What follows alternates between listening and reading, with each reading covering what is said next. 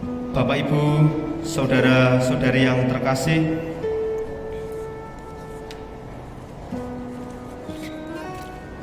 sebagaimana tadi yang sudah kita dengarkan bersama di dalam pengumuman gereja, pada kesempatan ini saya selaku Romo Yayasan sekaligus juga kami para Romo bersama dengan Romo Tinus sebagai Romo Paroki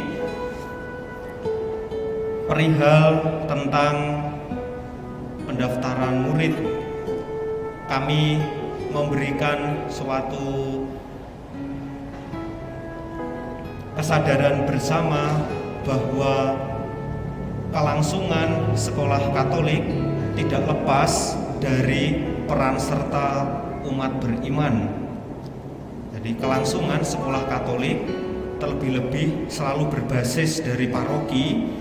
Dan kita ingat bahwa gereja kita lahir, tumbuh, dan berkembang juga dimulai dari persekolahan, dari dunia pendidikan, yang mau mengatakan bahwa lewat karya pendidikan kita semua bisa mengenal akan iman Kristiani, mengenal Yesus sebagai Sang Penyelamat. Maka di dalam hal tersebut kami tentu memberikan dorongan, memberikan semangat, memberikan nasihat-nasihat supaya umat beriman ikut serta menjaga, mengusahakan kelangsungan sekolah Katolik khususnya yang ada di paroki ini, yang saat ini masih ada, yaitu KB, TK, SD, dan SMP seperti itu. Mengapa umat Katolik juga perlu menjaga kelangsungan sekolah Katolik? Sejatinya gereja dan sekolah Katolik itu merupakan satu realitas yang sama, merupakan satu hal yang sama. Kalau gereja itu bicara seperti rumah ya, jadi rumah iman. Kalau sekolah itu adalah rumah humaniora, rumah untuk membangun kemanusiaan. Maka sejatinya bagaimana di sekolah itu kemudian lewat konsep dunia pendidikan Kristiani, siapapun yang masuk di sana lewat pencerahan pendidikan Katolik, semua orang dihantar pada akhirnya untuk menjadi murid-murid Kristus. Kelangsungan itu perlu dijaga, perlu diusahakan. Bentuk konkretnya seperti apa? Di samping itu, Anda secara khusus bagi keluarga-keluarga Kristiani, ingat ya, ketika kanonik, kemudian juga ketika mengucapkan janji perkawinan dan hidup perkawinan, di sana dikatakan bahwa setiap keluarga mengusahakan pendidikan iman untuk anak-anaknya. Maka sejalan dengan hal itu, kami berpikir bahwa pendidikan iman secara konkret dan tanggung jawab umat beriman akan kelangsungan sekolah Katolik, wujud konkretnya adalah bagaimana mempercayakan pendidikan putra-putrinya di sekolah-sekolah Katolik seperti itu. Ya namanya promosi, ya pasti mempromosikan sekolah gitu. Kesadaran ini perlu kita jaga. Kalau tidak kita jaga, maka ya kita tidak tahu bagaimana dengan kelangsungan iman anak kita sendiri, secara khusus lewat dunia formal. Memang tidak dipungkiri, untuk mempercayakan pendidikan putra-putrinya, kita pun sebagai, ya sekarang ini kalau kita bicara dalam bahasa marketing ya, bahasa manajerial, orang tua kita sebagai user, sebagai pengguna, dan sekolah sebagai produsen, tentu kita punya hak untuk menentukan mana sekolah yang baik, mana sekolah yang tidak baik, dan seterusnya.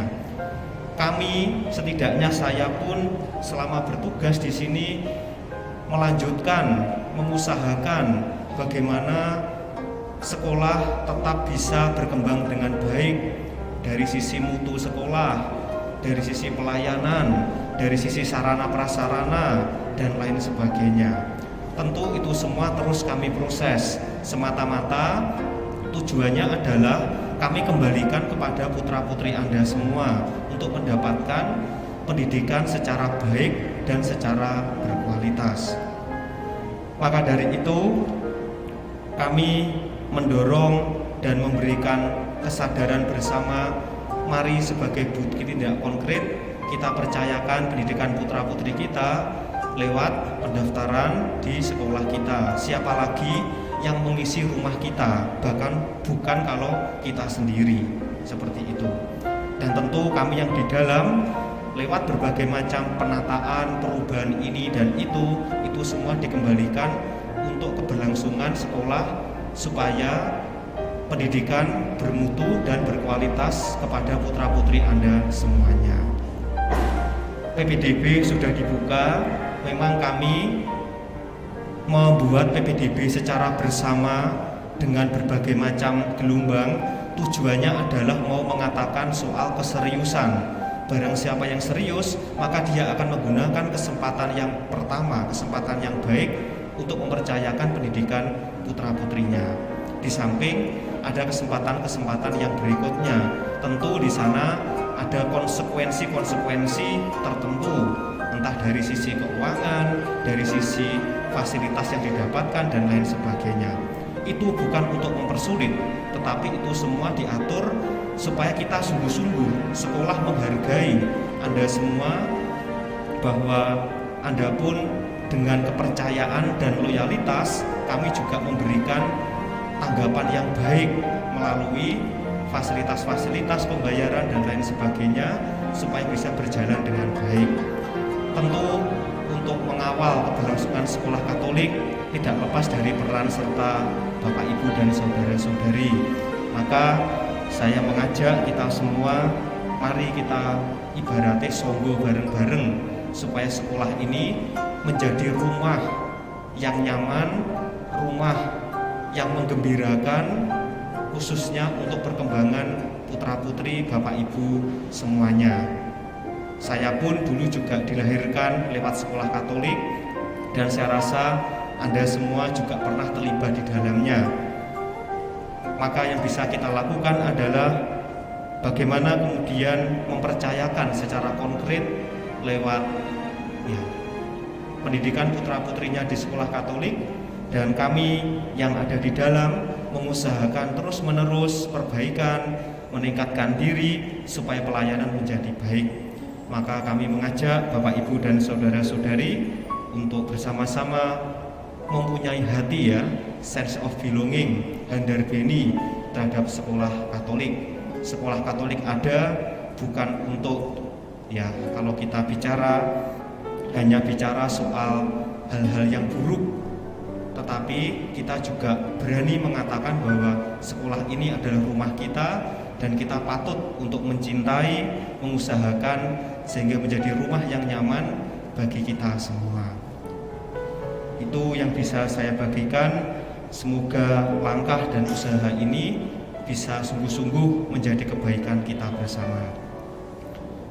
Demikian sharing istilahnya hal yang bisa kami bagikan, nasihat-nasihat, dukungan, terlebih-lebih soal kelangsungan sekolah Katolik yang khususnya yang ada di bawah paroki ini.